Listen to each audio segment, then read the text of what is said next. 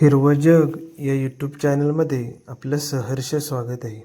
आज आपण गिरीपुष्प या झाडाची माहिती घेणार आहोत.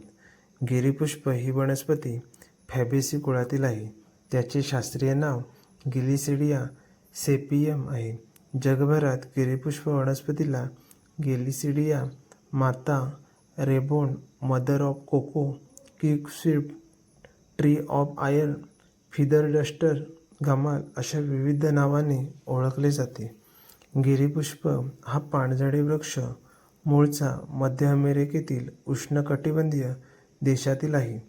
त्याचा प्रसार कॉफी व कोकोच्या शेतीला सावली देण्यासाठी कॅरिबियन बेटे, फिलिपाईन्स, भारत, श्रीलंका आणि पश्चिम आफ्रिका या देशात केला.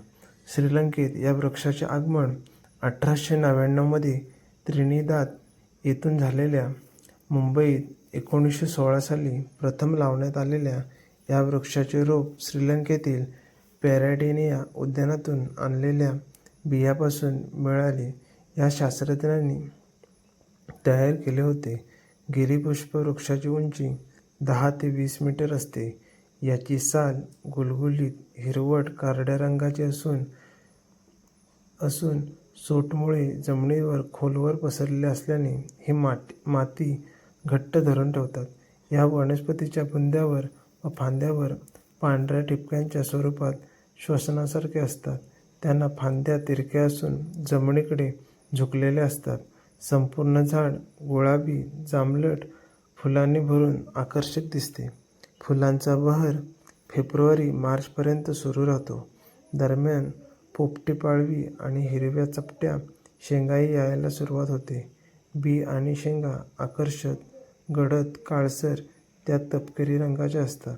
गिरीपुष्प वनस्पतीच्या बिया आणि साल यात उंदीरनाशक विषारी द्रव्य असल्यामुळे त्याचे गिलिसिडिया हे नाव योग्य ठरते. याच्या वाळलेल्या पानांनी आणि फळांची धुरी केल्याने डास पिटाळले जातात.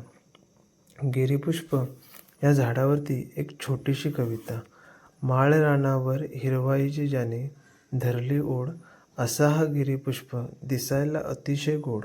नाजूक पाने, फांद्यांची लवचिक साथ, उन्हाळ्यातही उभा राहतो उंचावून आपला हात. जांभळट पांढऱ्या फुलांचा येतो याला बहर, निसर्गाच्या रंगाची जणू एकच लहर. नको याला जास्त पाणी, नको मोठी निगा, कठोर मातीतही आपली शोधतो हा जागा. जमिनीचा जो मित्र आणि शेतीचा आधार, खतासाठी पानांचा हा देतो मोठा सांभार. सावली देतो शीतल आणि प्रदूषण करतो दूर. गिरीपुष्पाच्या रूपाने मिळे निसर्गाचा खरा स्वर.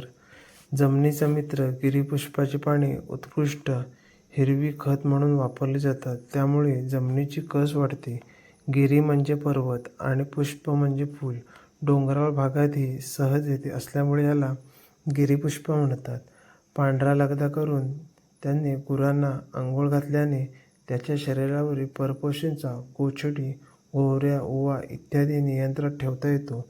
शेतीभोवती जैविक कुंपणासाठी वारारोधक म्हणून याचा मोठ्या प्रमाणात वापर केला जातो. पाने नत्रयुक्त पोषक द्रव्याचे असल्याने पालापाचोळा हरित खतासाठी उपयोगात आणतात. व्हिडिओ आवडल्यास व्हिडिओला लाईक करा, शेअर करा आणि चॅनलला सबस्क्राईब करा.